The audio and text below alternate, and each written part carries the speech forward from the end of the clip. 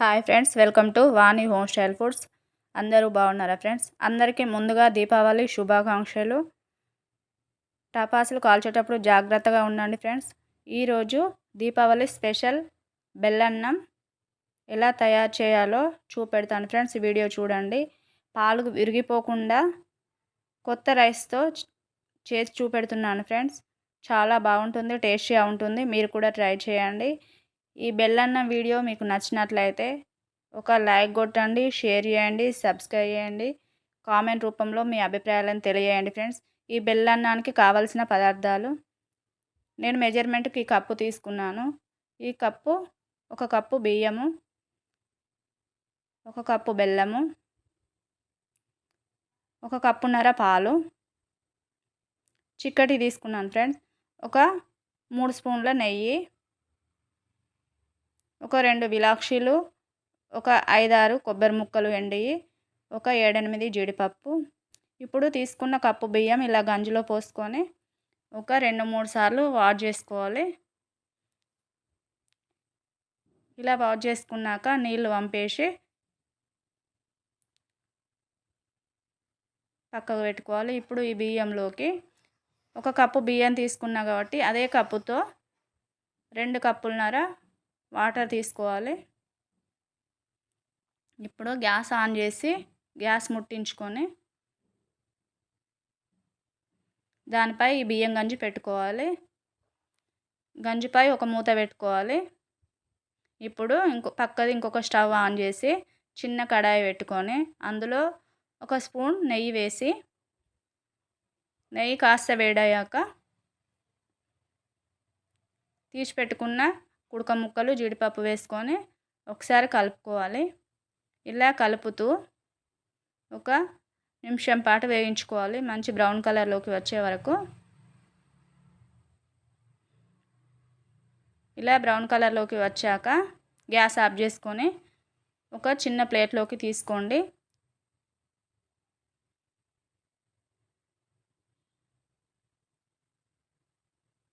ఇలా తీసుకొని జీడిపప్పు, కుడక ఒక్కలు పక్కకు పెట్టుకోండి. ఇప్పుడు ఇటు గ్యాస్పై అన్నం పొంగుతుంది, మూత తీసాను. అన్నం ఇలా తుక్క ఉడుకుతుండగా ఒకసారి కలపాలి. అన్నము ఇలా ఒత్తి చూస్తే ఇంకా గింజలాగే ఉంది, కాలేదు. మళ్ళీ ఒక 2 నిమిషాలు ఉడకనిచ్చి ఇలా కలుపుకున్నాను.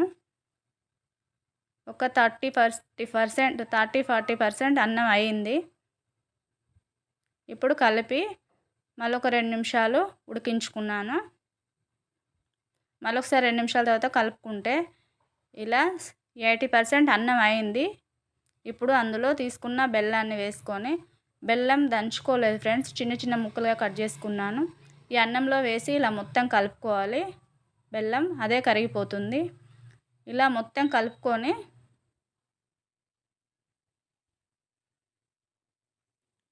ఇప్పుడు ఒక మూత పెట్టుకోవాలి. మూత మొత్తం పెట్టకండి, పొంగుతుంది. ఇప్పుడు ఒక 2 నిమిషాలు ఆగి మూత తీస్తే ఇలా అన్నం ఉడుకుతుంది, బెల్లం మొత్తం కరిగిపోయాది. ఇప్పుడు అన్నాన్ని మొత్తం ఇలా కలుపుకోవాలి. కలుపుకొని ఇంకా మూత పెట్టకుండానే ఉడికించుకోవాలి ఫ్రెండ్స్. ఇప్పుడు ఇలా ఉడుకుతుండగా ఒక కప్పున్నర పాలు తీసుకోవాలి. పాలు ఇప్పుడు పోస్తే బెల్లం కరిగింది కాబట్టి పాలు విరిగిపోవు. ఇంకొన్ని ఎక్కువనైనా పోసుకోవచ్చు, మన ఇష్టం. ఇప్పుడు ఈ కప్పున్నర పాలు పోసుకున్నాక ఒకసారి అన్నం మొత్తం కలుపుకోవాలి. ఇలా బెల్లం కరిగిపోయాక పాలు పోస్తే ఏం విరిగిపోవు, మంచిగానే ఉంటుంది. ఇప్పుడు ఇలా మొత్తం కలుపుకున్నాక ఆ 2 విలాక్షీలు ఒలిచి దంచి పెట్టుకున్నాను, ఆ పౌడర్ ఇందులో వేసుకోవాలి. విలాక్షి పౌడర్ వేసుకున్నాక గంటెతో మొత్తం అన్నం కలుపుకోవాలి. ఆల్రెడీ అన్నం అవుతుంది, మొత్తం దగ్గర పడుతుంది. ఇలా ఇంకొక 2 నిమిషాలు ఉడకనిచ్చుకొని మూత పెట్టకుండానే ఈ ప్రాసెస్ అంతా చేయాలి. ఇలా మొత్తము చిక్కగా అవుతుంది, దగ్గర పడుతుంది అన్నము. ఒక 2 నిమిషాల పాటు ఇలాగే కలుపుతూ ఉడికించుకోవాలి, అడగంటకుండా. ఒక 2 నిమిషాల తర్వాత ఇలా బెల్లం పైన పేరుకున్నట్టు అట్టలా వస్తుంది. ఇప్పుడు మళ్ళీ ఒకసారి కలుపుకోవాలి. ఇలా మొత్తం కలుపుకుంటే ఇప్పుడు బెల్లన్నం రెడీ అయినట్టే. ఇప్పుడు ఇందులో తీసుకున్న 2 స్పూన్ల నెయ్యి వేసుకొని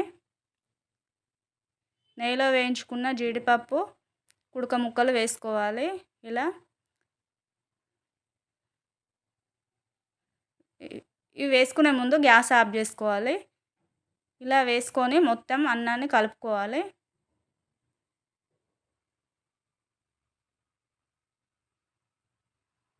మొత్తం అన్నం ఇలా కలిపి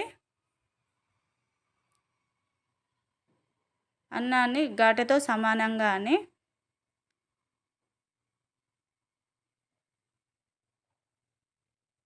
దానిపై మూత పెట్టుకొని ఒక 2 నిమిషాలు గ్యాస్ పైనే ఉంచుకోవాలి. ఇప్పుడు తీసుకొని 2 నిమిషాల తర్వాత ఒక బౌల్లోకి సర్వ్ చేసుకోవాలి. ఇప్పుడు టేస్టీ బెల్లన్నం రెడీ. ఈ బెల్లన్నం వీడియో మీకు నచ్చినట్లయితే లైక్ కొట్టండి, షేర్ చేయండి, సబ్స్క్రైబ్ చేయండి, కామెంట్ రూపంలో మీ అభిప్రాయాలను తెలియజేయండి ఫ్రెండ్స్. మళ్ళొకసారి మీ అందరికీ దీపావళి శుభాకాంక్షలు. ఫ్రెండ్స్, రేపు ఈవినింగ్ 6 గంటలకి లైవ్ చేస్తున్నాను. ఫస్ట్ టైం చూడండి ఫ్రెండ్స్. ఈ వీడియో మొత్తం చూసినందుకు థ్యాంక్ యూ ఫ్రెండ్స్.